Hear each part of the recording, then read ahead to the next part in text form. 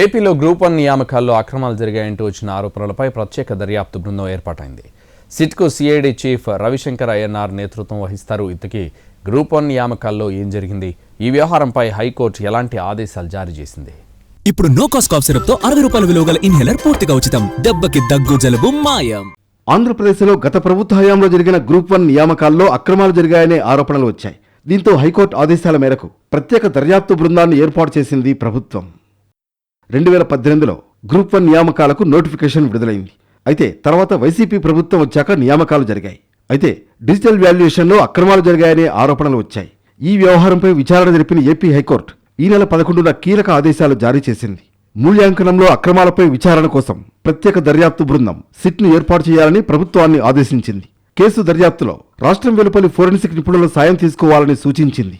ఎంపికైన అభ్యర్థుల జవాబు పత్రాలు భద్రంగా ఉన్నాయా లేదా అనే విషయాన్ని నిర్ధారించాలని కోరింది. జవాబు పత్రాలు తారుమారు చేశారా అనే అంశాన్ని కూడా పరిశీలించాలని ఆదేశించింది. విజయవాడలో మూల్యాంకనం జరిగిన సమయంలో ఉపయోగించిన బార్కోడ్లు, అసలు ఓఎంఆర్ షీట్లలోని వివరాలు ఒకదానితో మరొకటి సరిపోలుతున్నాయా లేదా అనే విషయాన్ని పరిశీలించాలని ఆదేశించింది. ఇప్పటికే ఎంపికై ఉద్యోగాలు చేస్తున్న అభ్యర్థులు దర్యాప్తును ప్రభావితం చేసే అవకాశం ఉందని వ్యాఖ్యానించింది. అందువల్ల వాళ్లను అప్రాధాన్య పోస్టులకు బదిలీ చేయాలని సూచించింది. ఏడీజీ ర్యాంక్ అధికారి నేతృత్వంలో దర్యాప్తు జరిపించాలని ప్రభుత్వాన్ని ఆదేశించింది హైకోర్టు. దీంతో సిఐడి చీఫ్ రవిశంకర్ అయ్యనార్ నేతృత్వంలో సిట్ను ఏర్పాటు చేసింది ప్రభుత్వం. సిఐడి ఎస్పీ చక్రవర్తిని సిట్లో సభ్యుడిగా చేర్చింది. అవసరమైతే ఏ విభాగం నుంచి ఏ అధికారినైనా దర్యాప్తు కోసం నియమించుకోవచ్చని స్పష్టం చేసింది ప్రభుత్వం. ఈ నెల 16లోగా తుది నివేదికను అందజేయాల్సిందిగా ఆదేశాలు జారీ చేసింది. సిట్కు అవసరమైన సహకారం అందించాలని హోంశాఖ ముఖ్య కార్యదర్శి, డీజీపీతో పాటు అన్ని శాఖల అధికారులను ఆదేశించింది.